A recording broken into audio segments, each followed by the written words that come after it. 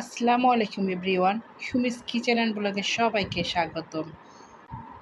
আমি আজকে তৈরি করেছি নুডলস দিয়ে সহজেই স্পাইসি রামেন।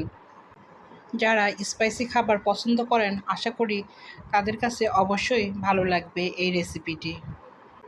ঘরোয়াভাবে এই রামেনটা আমি তৈরি করেছি। খুব সহজেই বিকেলের নাস্তা হিসাবে তৈরি করে নিতে পারেন। এখানে আমি রামেন তৈরি করতে কি উপকরণ ব্যবহার করলাম দেখতে থাকো। এখানে আমি একটি ফ্রাই প্যান বসিয়ে দিয়েছি, পর্যাপ্ত পরিমাণে পানি দিয়ে নিয়েছি। এরপরে আমি দিয়ে নিব 1 প্যাকেট কোকোলা নুডলস। পানিটা ফুটে আসলে পানিটা এখানে ফুটে আসছে, এরপরে আমি এখানে ব্যবহার করব 1 প্যাকেট কোকোলা নুডলস। কোকোলা নুডলসটা আমি 10 মিনিটের জন্য সিদ্ধ করে নিব। এখানে কোকোলা নুডলসটা সিদ্ধ করার সময় আমি কিছুটা 3 থেকে 4 ফোঁটা আমি তেল দিয়ে নিচ্ছি। আমার এই রেসিপির সঙ্গে এতক্ষণ পর্যন্ত যারা চলে এসেছো, একটি লাইক দিতে ভুলে গিয়েছো, অবশ্যই একটি লাইক দিয়ে ভিডিওর সঙ্গেই থাকবে। এখানে আমি একটি চামচের সাহায্যে নেড়েচেড়ে সুন্দর করে সিদ্ধ করে নিচ্ছি কোকোলা নুডলসটা।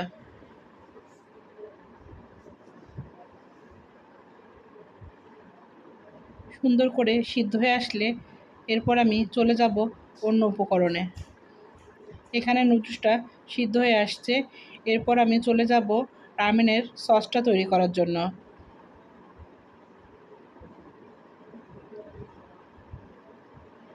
এখানে আমি একটি ফ্রাই প্যান বসিয়ে দিয়েছি, পর্যাপ্ত পরিমাণে তেল দিয়ে নিয়েছি। এরপর আমি এখানে দিয়ে নিব রসুন কুচিটা, কিছুক্ষণ আমি ব্রাউন কালার করে ভেজে নিব। এরপর আমি এখানে দিয়ে নেব কিছু চিলি ফ্লেক্স। চিলি ফ্লেক্সটা দিয়ে সুন্দর করে ভেজে নিব। যারা স্পাইসি খাবার পছন্দ করেন এইভাবে ঘরে তৈরি করে নিতে পারেন এই রামেন রেসিপিটা। এখানে সুন্দর করে চিলি ফ্লেক্স আর রসুনটা ভাজা হয়ে আসলে এক এক করে আমি অন্য উপকরণগুলো দিয়ে নেব। এখানে আমি দিয়ে নিচ্ছি সয়া সস। এরপরে আমি এখানে দিয়ে নিব টমেটো সস। চুলাটা কিন্তু আমি এখানে মিডিয়াম আঁচে দিয়ে রেখেছি। এরপরে আমি এখানে দিয়ে নিব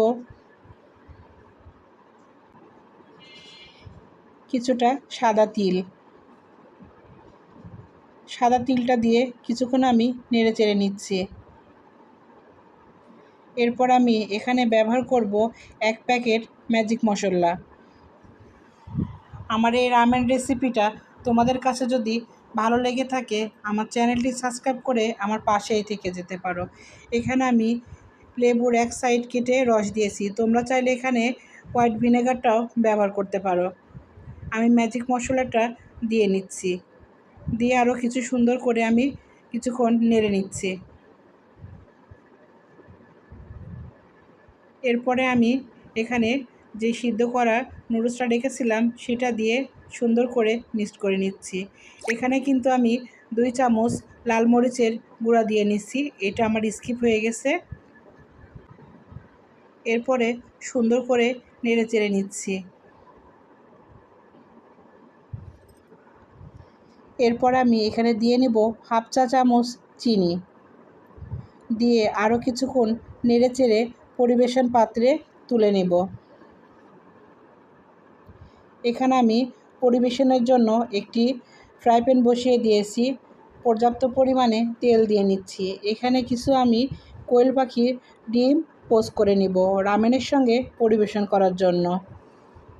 আমার এই রেসিপির সঙ্গে এতক্ষণ পর্যন্ত যারা আসো সবাইকে অসংখ্য অসংখ্য ধন্যবাদ। অনেক ভালোবাসা রইল তোমাদের জন্য।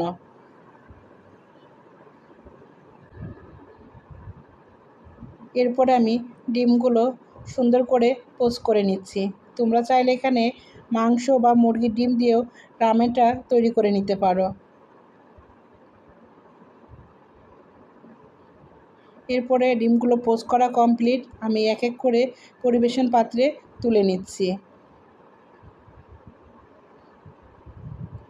আমার এই রেসিপির সঙ্গে এতক্ষণ পর্যন্ত যারা আছো সবাইকে অসংখ্য অসংখ্য ধন্যবাদ। নিত্য নতুন রেসিপি নিয়ে আবার তোমাদের মাঝে হাজির হব।